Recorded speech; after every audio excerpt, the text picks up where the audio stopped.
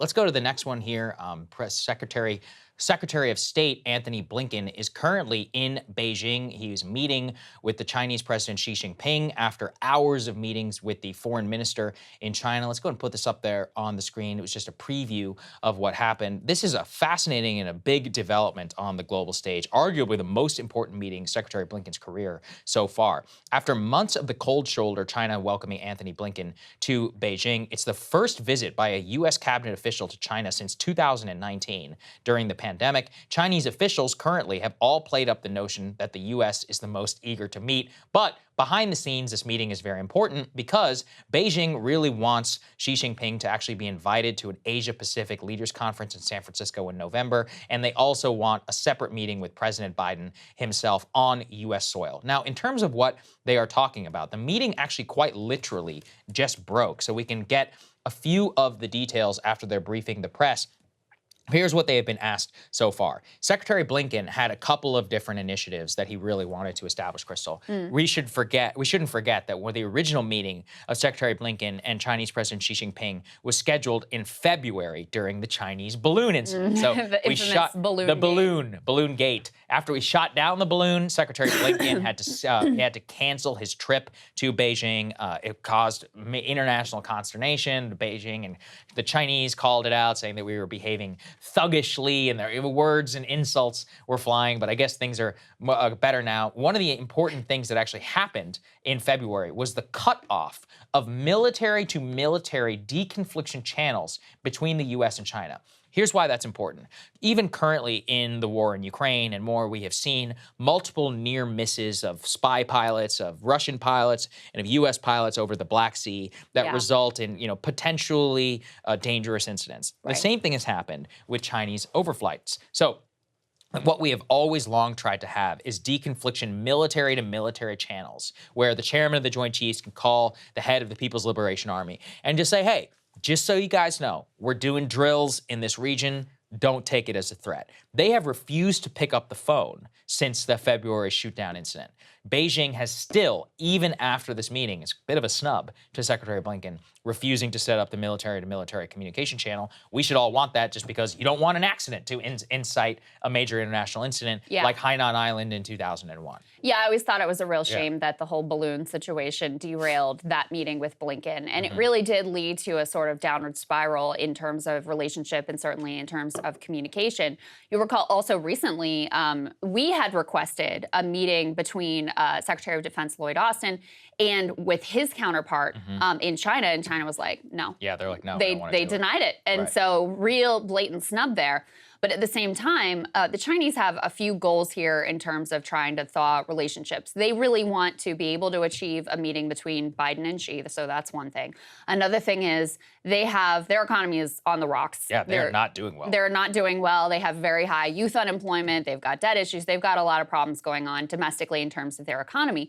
So they're also very anxious to have economic meetings with, say, Janet Yellen and with Gina Raimondo. And so part of why they wanted this thaw is to achieve some of their economic objectives, and not just with us, because in some ways, Biden has already imposed some import controls. There's already an aggressive, more hawkish posture with regard to economics in particular vis-a-vis China. In some ways, that ship has sailed, and I sort of feel like regardless of whether Biden or Trump or DeSantis or whoever wins the next election, they're going to continue in that direction. We saw how vulnerable we were during the pandemic, the fact that all of our supply lines were overseas. So far too slowly, in my opinion, we're trying to bring some of that back, and I don't see us really reversing course there.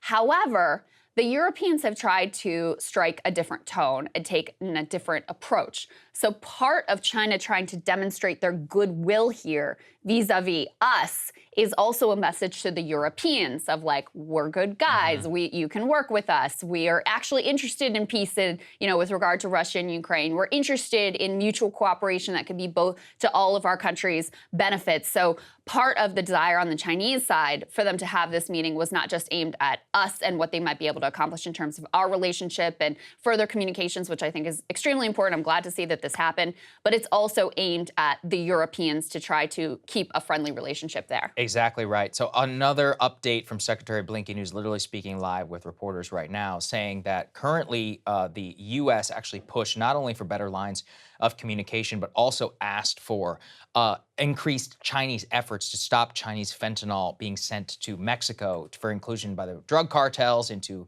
and obviously making its way across our border, and then being responsible for the deaths of hundreds of thousands of American citizens in the last several years. Perhaps most noteworthy, Krystal, right now is the Secretary Blinken came out and said, quote, "We do not support Taiwan independence. We do not support any change to the unilateral status quo," saying that they are concerned by some Chinese moves made against Taiwan. Here's why that's important. It is a rhetorical gift towards the Taiwanese, also, though, without changing any U.S. government policy. The Taiwan Relations Act says that we recognize the current China, the People's Republic of China, as the only China. We do not, however, change or want any support for Taiwanese absorption into the overall Chinese state, and we still effectively support their sovereignty without recognizing them as their own nation. So it's a very convoluted system, but it is a rhetorical gift by Antony Blinken in order to try and set engagement by not offering up any real policy change, but still coming out and saying we do not support Taiwan independence. And it's one of those where obviously you have to read it also in the same move of President Biden's comments, where he said repeatedly in the past he would actually support Taiwan if the Chinese would ever mount a military invasion against them. Exactly. Yeah. So the fact that you have a direct answer here, no hedge, no dodge, coming on Chinese soil is significant. And, all indications are in terms of lowering the temperature here, the meetings were successful, that they were more successful than the last meetings that happened on the sidelines of the Munich Security Conference. Oh, yes. And there's another piece that's a part of why those conversations were considered to be not so effective is because that came at the very same moment that the U.S. released some intelligence, leaked it to the press, that they thought China was considering sending lethal aid to Russia, sending weapons to Russia. The Chinese were very angry about that, partly because of what I was saying before. They really want to keep the Europeans persuaded that they're actually interested in peace, that they're not overtly taking Russia's side, even though I think that's entirely questionable. So that was part of why those talks got derailed. There was a big question mark hanging over these talks because there's new intelligence reporting about what exactly happened with that whole balloon situation, like, was it just an accident? They claimed it was a weather balloon. Was it really a weather balloon? I think we already know the answer to that. And there was a question of whether or not the Biden administration was going to release that intelligence. Republicans are very much pushing them to do that, and they're painting it in, they're painting what is revealed in that report. None of us have seen it or know exactly what's in it. Republicans are painting it as like, this was bad and this was intentional on part of the Chinese. The Biden administration, Biden in particular, has tried to downplay it as this was more of an accident than an intentional provocation. And that, too, helped set the stage for lowering the temperature and having more successful talks here. Whether it's an accident or not, the current leaks that actually have come out about the balloon, look, value judgment aside, something that drives me crazy is everyone like, oh, it's just a balloon, what could they possibly get? The current, actual analysis of the balloon says it was more high-tech than actually anything the U.S. has, and they were deeply impressed at the level of technology. Well, we gained something from grabbing it, right? Well, but there is a consistent, in my opinion, underestimation of Chinese, abilities, of their, people have often, said, I have some sort of bias against the Chinese. I guess it's possibly true only in that I respect them. I see what they have done and look at it with clear eyes and say, this is not, some backwater, almost like a racist view of like this rising nation, which is, operating in some 2-bit program. This is a highly sophisticated technological society, deeply ideologically committed to a vision of supplanting and changing the global order, and specifically of reclaiming total sovereignty and hegemony over East Asia and possibly the rest of the world. It's a program that they've laid out for decades. They write it very clearly. They also write it in English so that people like us understand exactly what they think. And instead, we almost look at it as some bumbling balloon that was almost, it was unsophisticated. Whereas our current analysis of it, whether it was an accident or not, obviously, technology like this will drift off course. We're apparently looking at the spy tech and we're like, wait, this is better than anything that even we have. And it's like, yeah, guys, while we're spending $100 billion or so